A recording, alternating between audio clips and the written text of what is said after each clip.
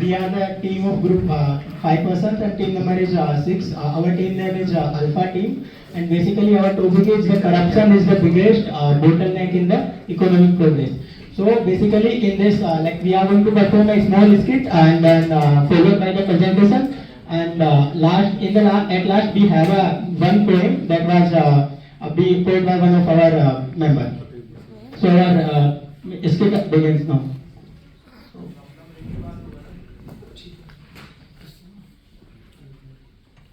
So and in this like the roles are given to me. Deepak, it's me that is narrator and competent reporter, and the Priyanshu that is the villagers, and the Nayan that is junior government officer, and the Srikant is the senior government officer, misconductor, sorry, and the Lohit is a senior government officer, which is means he is a corrupted officer. So the scene one begins like this. एक तो गांव में इतना देर बाद road बना है और ऐसा बना है कि कोई काम करे। सिर्फ 5 महीने हुए हैं और मतलब रोड एकदम खड़, विकास तो हो रहा है लेकिन कुछ ही लोग का, सबका नहीं। And this is how scene 1 completed. Now scene 2, it is 6 months ago, and discussion is going on between the Srikant, user contact, and the government officer.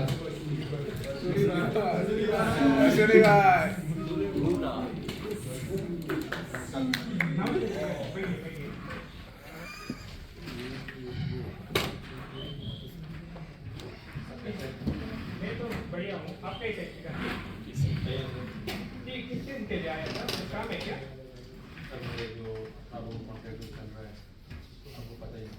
Shrikant जी, बोलने के लिए जरूरत नहीं, हमारा दोस्ती ऐसे ही लाइक आपको सारा अप्रोच मिल जाएगा। ठीक है, आप उसका टेंशन मत लीजिए, हो जाएगा। ऐसे ही आपके कभी के प्रॉब्लम नहीं रह सकते सर, थोड़ा देख लीजिए सर, मैं डॉक्यूमेंट सारे रेडी कर देता हूँ, आप अपना आदमी कर दीजिए साइन करने का। ठीक है श्रीकांत जी, आज जो मेरा ऑफिसर को भेजता हूँ नयन बोल के, वो आ जाएगा, आपको अप्रूवल मिलेगा। ठीक है, टेंशन मत लीजिए आप जस्ट जो पैसा को थोड़ा देख लीजिए। हाँ सर, वो मैं देखूंगा, तो वो आपके एक दिन आता हूँ सर घर पे आता हूँ। ठीक है श्रीकांत जी, बढ़िया है, ठीक है सर। थैंक यू सर, आप Next thing is in this like Lohit orders for the instruction to the his subordinate. Hello, Nayan. Nayan, can you come to my office one?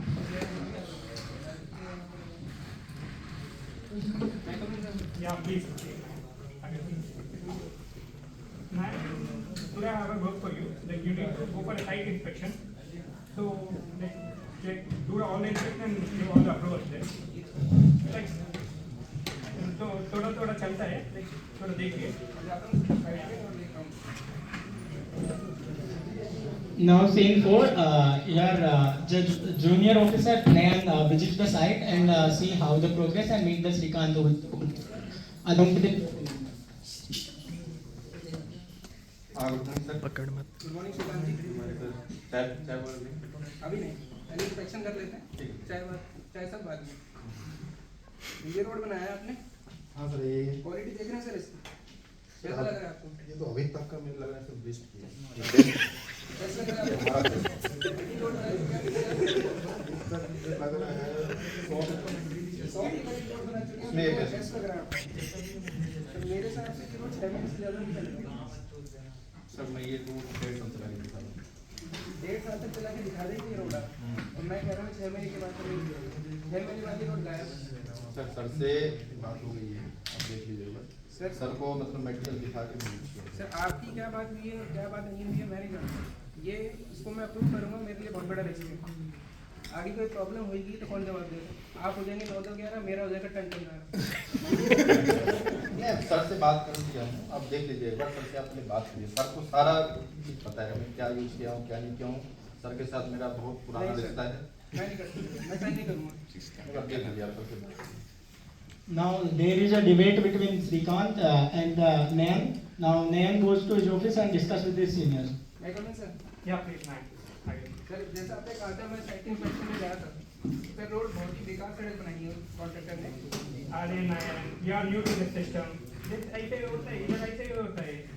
Sir लेकिन रोड की हालत sir बहुत खराब है sir, बहुत risky मामला है। अगर मैं प्रूव करूँगा तो मेरे पे बात आ जाएगी। बड़ी मुश्किल से सर गेट का एग्जाम बड़ी मुश्किल से निकाला था मैंने, तब जाके जॉब मिल गया। अरे Ryan, like you are my subordinate and your only this thing protocol is to follow my rule. Like even now you don't teach me all these things. Sir लेकिन सर गलत है सर, मैं नहीं कर सकता। अरे if not today, tomorrow you will be improved. Like see if you are denying my order. Sir लेकिन गलत है, मैं नहीं कर पाऊँगा। नहीं, no, Ryan, you have to do this and this is my order. ठीक है sir. Now in pressure, Nayan signs the document, means will, and Nayan is feeling guilty from inside, and now he is talking with his friend Priyanshu, and next in begins. Hello Priyanshu भाई, कैसा है? यार 5 minute के पीछे मुझे बात करनी है। 5 मिनट क्या भाई, 2 घंटा बात कर सकते हैं।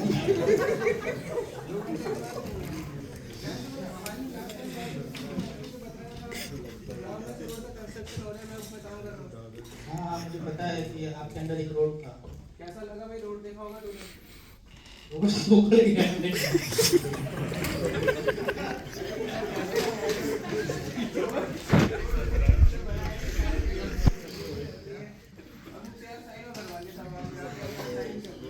तो आप कैसा मदद चाहते हैं बताइए।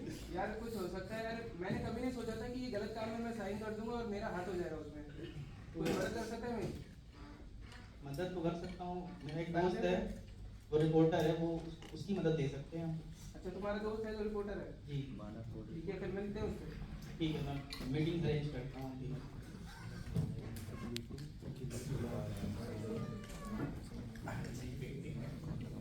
Deepak rejects the site and exposes the corruption on client TV. Actually, there is a one meeting between me, reporter, and the engineer inside.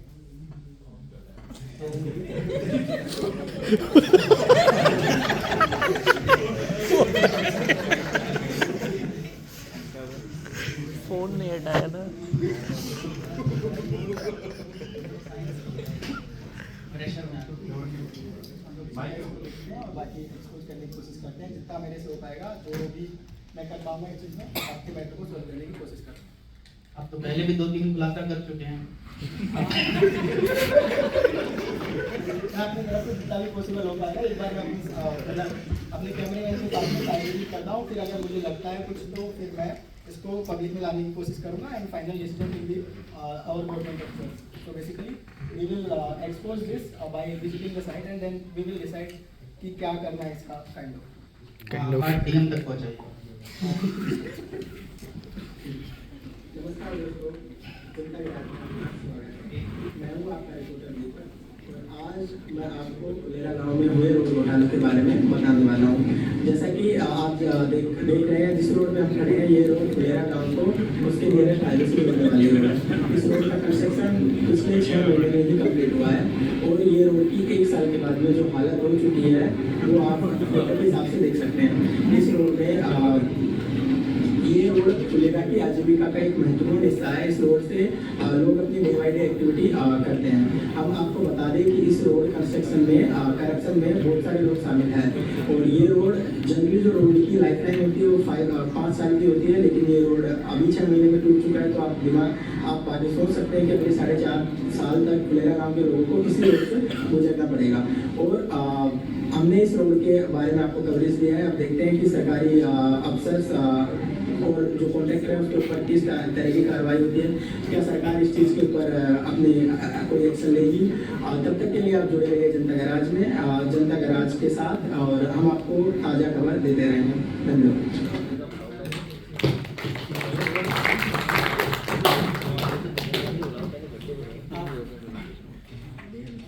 After 6 stage of the report,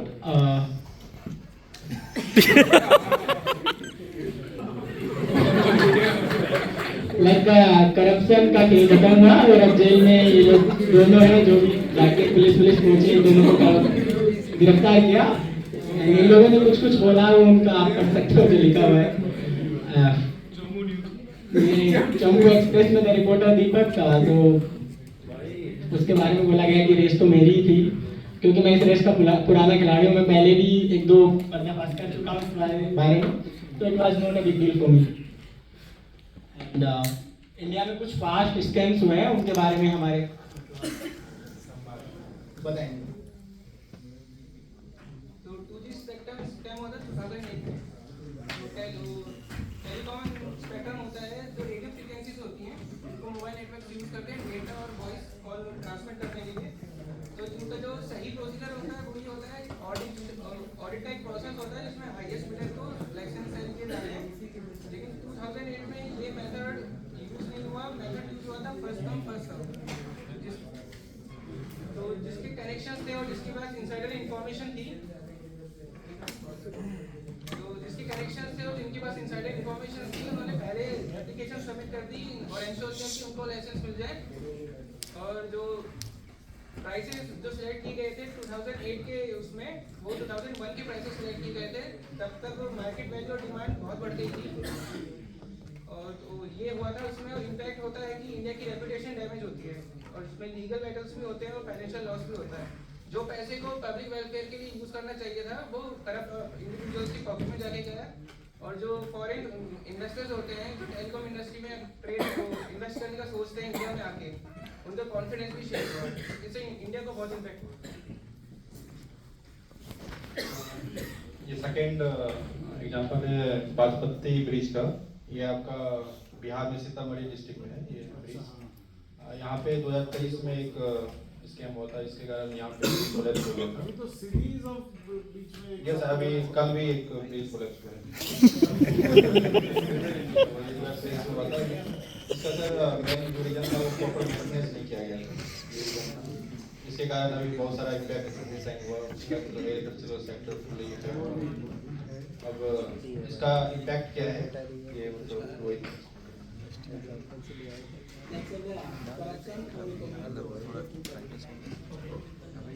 Well, ladies and gentlemen, I'll take you forward in this presentation from now on. Then, okay, if we see corruption on this broader spectrum, see corruption is like once corruption happens, like you see what be it 2G scam or like any bridge collapses or like the recent Ketan Parekh scams or Harshad Mehta scams, lot of all these involve like blockage of liquidity in the sense liquid assets or cash liquidity, anything like this is almost concentrated to a particular single individual or particular group of individuals.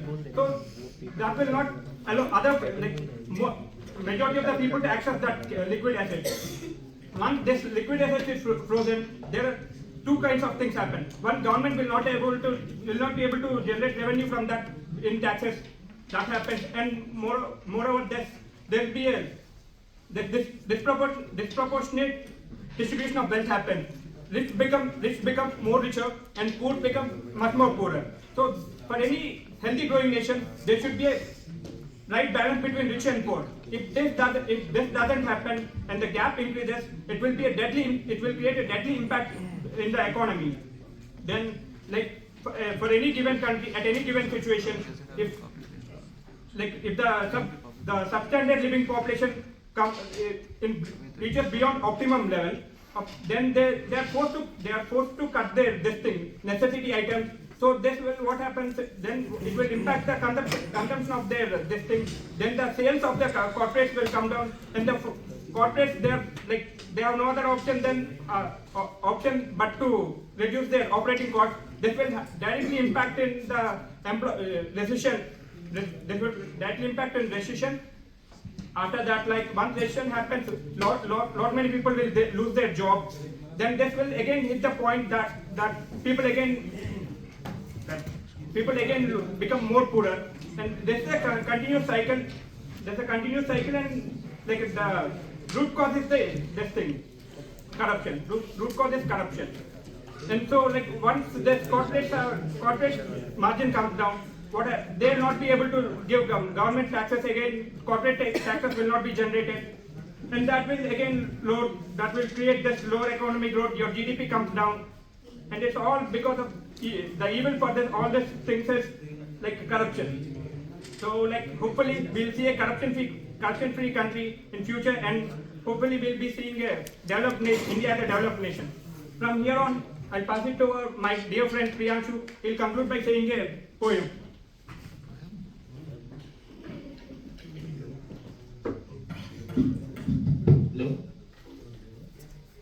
Poem एक दर्द है उस गांव वाले का, मैं बस बोलना। और कविता का शीर्षक है भ्रष्टाचार। माता पिता ने पढ़ा लिखा कर तुमको अफसर बना दिया, आज देखकर लगता है कि सबसे बड़ा गुनाह किया। रिश्वत लेने से अच्छा था भिक्षा लेकर जी लेते, मुंह खोलकर मांगे पैसे अपने होठ में सी लेते। लाखों का धन होते हुए भी क्यों आज भिखारी बन बैठे, काले धन की पूजा करके जाने कैसे तन बैठे। भूल गए बचपन में तुम भी खिलौने देखकर रोते थे, आज कैसे उन नन्हे हाथों से खेलने का हक ले बैठे। एक आदमी पेट काट कर अपना घर चलाता है, खून पसीना बहा बहा कर मेहनत की रोटी लाता है। खुद भूखा सो जाए पर बच्चों की रोटी लाता है, तो उसने छीनने वाला जाने कैसे जी पाता है, जाने कैसे जी पाता है। धन्यवाद।